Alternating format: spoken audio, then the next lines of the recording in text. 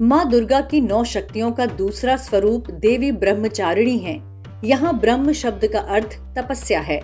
ब्रह्मचारिणी अर्थात तप की चारिणी, तप का आचरण करने वाली।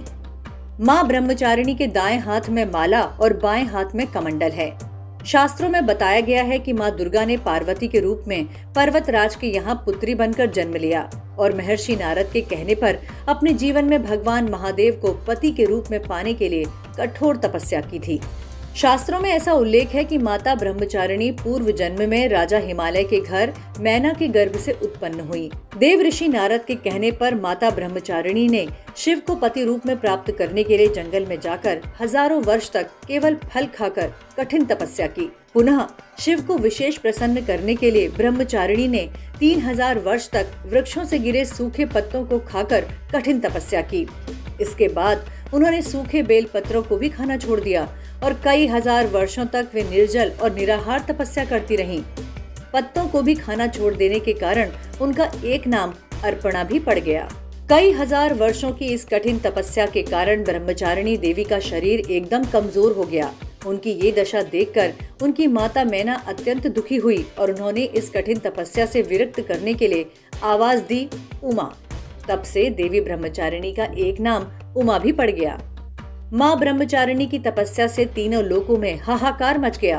देवता, ऋषि, सिद्धगण, मुनि सभी देवी ब्रह्मचारिणी की इस तपस्या की सराहना करने लगे। अंत में पितामह ब्रह्मा जी ने आकाशवाणी के द्वारा उन्हें संबोधित करते हुए प्रसन्न स्वर में कहा, हे देवी, आज तक किसी ने ऐसी कठोर तपस्या नहीं की जैसी तुमने की है। तुम्हारी इस कठोर तपस्या की चारों ओर सराहना हो रही है। तुम्हारी मनोकामना निश्चित ही पूरी होगी। भगवान शिव तुम्हें पति रूप में अवश्य प्राप्त होंगे। अब तुम तपस्या समाप्त कर घर लौट जाओ। शीघ्र ही तुम्हारे पिता तुम्हें बुलाने आ रहे हैं।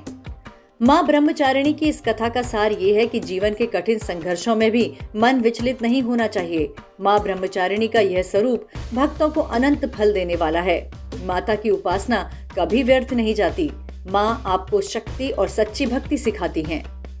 माता की पूजा के दौरान पीले या सफेद रंग के कपड़े पहने, माँ को सफेद रंग की वस्तुएं चढ़ाएं, माता के आगे घी का दीपक जलाएं और दुर्गा सप्तशती का पाठ करें।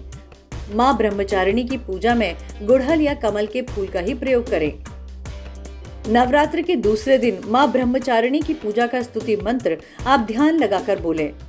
या देवी सर्वभूतेषु माँ ब्रह्मचारिणी रूपेण संस्थिता नमस्तस्ये नमस्तस्ये नमस्तस्ये नमो नमः।